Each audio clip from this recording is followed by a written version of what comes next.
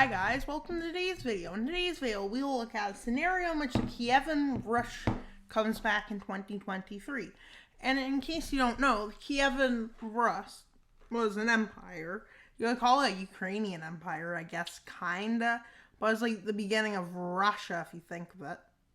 Before Russia came, there was Kievan Rus. And yeah, was, I guess, a Ukrainian and Russian empire.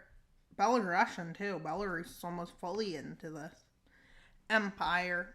And so we'll continue. We're at 465 subscribers, or 135 away from our goal of 600 by the end of June. It's only June 5th, so we're making good progress. With this empire deciding it's time to take out the rest of Belarus. As it's like, we can't just leave this free. It's too small. Now, this being a war to just show force, basically. With it looking like they're headed to war with the Baltics, as their borders are lined. And yeah, they invade all three Baltics. Why all three Baltics, you may be wondering? Isn't that a bit cruel? Well, kinda, I guess. But not really. Wouldn't be a big shock as they cakewalk over. And yeah, literally, they're walking over cake. With them taking Riga, even though Riga and Vilnius and everyone, capitals fell, except they weren't really noticed for some reason. And then, as this all happens, a few nations start to get close, which include Poland, Russia, Ukraine. Finland's thinking of joining it possibly, as the Polish-Russia pact. And Ukraine joins this pact. And the Kievan Rus now just marching into Romania. Casually not caring. Wait, casually not caring or just not caring? Well, a mix of both.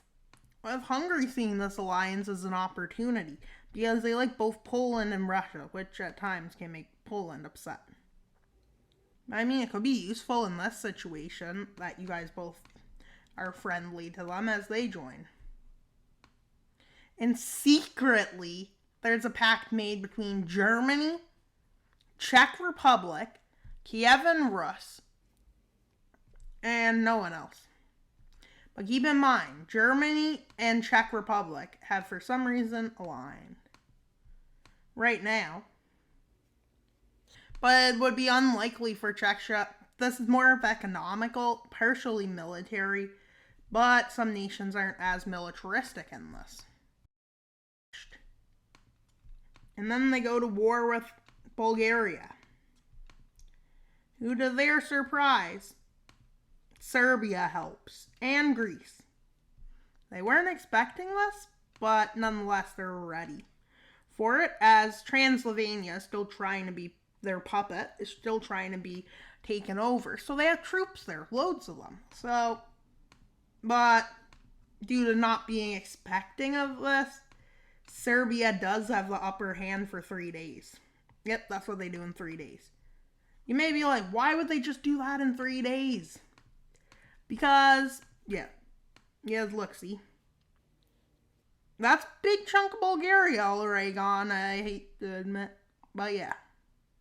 And then they move into the south. Ooh. As they move through Greece. Now nations see they shouldn't be messing with this nation. Well, it'd be a matter of time till the Serbians' northern region, Vojvodina, falls, and then they move in. And then Belgrade falls. With this comes a capitulation. Greece orders a peace treaty. And yeah, that's against them as, well, look, Slovakia joins and Turkey joins. Why do they both join? Because they need to. And yeah, how did Turkey get those islands? I don't even know. They probably grabbed them while Greece was falling, maybe. Who even knows? But something crazy happens. They declare war upon the Turkish area. And Turkey's like, why do you do that? Because you illegally joined the pact. And yeah. And so within 5 seconds, it goes from peace in Europe to everybody oofing each other. Yep. And why would I use that terminology? Because I don't even know. Why am I saying I don't even know? Because I talk and use a lot of filler words. Why do I use filler words? Because I don't even know. Like, yep, yes, yep. Something must have gone crazy. With Germany joining and the Czech Republic betraying and not joining. Who were they gone after? It's to anyone's best guess. As they enter into Turkey. Why would they enter into Turkey? Because they can. As they quickly take Istanbul. And take all their islands they just took. And yeah. This is what they look like. With Austria having small advances into Hungary. Germany small into the Czech Republic. And small into Poland. With, on the other front, well, the opposite quote on the contrary happens. As they move into the Baltics. Yep, you heard that right. With Russia kicking them out of these tiny pockets. And starting a full-on front line. Despite the fact this is a lost battle. As they move to St. Petersburg. As their advance slows right down. As they make a spearhead ×2, basically. As they encircle the city. They're moving close to Moscow, I think. As they also encircle Moscow. But no big deal, because they're at... And St. Petersburg just fell. But their war effort is going bad, it may seem at this point. But the tides aren't over yet. As they hurry and take out Ankara, the resistance in Turkey starts failing. And it just does, which is horrible for the country of Turkey. With one of the stronger nations being completely wiped out. And why hasn't much advances happened on the Ukrainian front? Because this was being planned. And most of Ukraine falls. Which is bad news for Russia. Why did they invade that? I don't even know. With them heading to take their land back. Or at least they say is their land. Is it really their land? Who's to say? And well, the Polish front collapses. And well, yeah. This is just a lead to many collapses. As the puppet states start to march into Hungary, Austria's march into Hungary goes stronger, with Slovakia's capital falling, and then Kaliningrad falls, with Germany pushing further into the Czech Republic and way further into Poland. The advance is at a 7, but then it becomes a 10 advance, with Germany basically blitzkrieging in. Then Poland on the other front basically blitzkriegs in. And from the south they get blitzkrieged in. Yep, that's exactly what's happening. And here Russia gets knocked back severely, as they somehow have strong knockback enchantments. Well, this being mostly the Caucasian front, which takes over, the Caucasus. And with the fall of it. And then the most humiliating defeat for Russia comes. It's winter, and look what's happening to Russia. Yep. Russia. Yep. Winter doesn't like Russia anymore. Forgot to mention that. Global warming led to a warm winter. Maybe that's why there's global warming. Is our biggest enemy. And so, Russia's forced no other options than to negotiate for peace. And it's humiliated. Yep, humiliated. As they even go further, saying, yeah, we'll get peace, with their troops just like somehow moving that fast. Including them annexing a big chunk of Russia and saying, yeah, Siberia, you want the rest? Yep, Yakutsk, you can be independent and you can take all this. Yep, Yakutsk is the biggest republic inside Russia. Yep, there's republics in Russia. And look how big they got. They own the Black Sea. Yep, the Black Sea they've claimed as their own personal property. And Georgia's like, really? Could you not? And they're like, want to be friends? They're like, sure. And let's look at relations. Who has good relations with them? Well, some nations who will be represented by the color dark green have really good relations.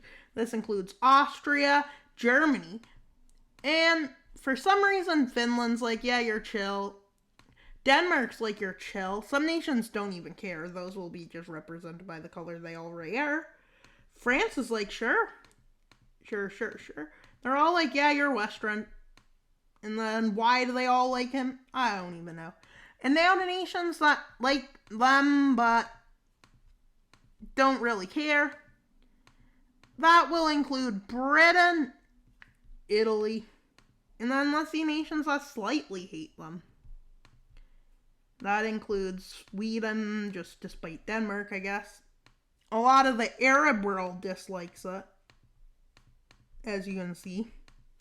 Because, wait, why is Israel being called? Yeah. Israel's not against them, but yeah. A lot of these countries say, we don't like your rule. Yeah. We don't like what you did to Turkey, our brother. And then who do you think hates them? Well, that depends.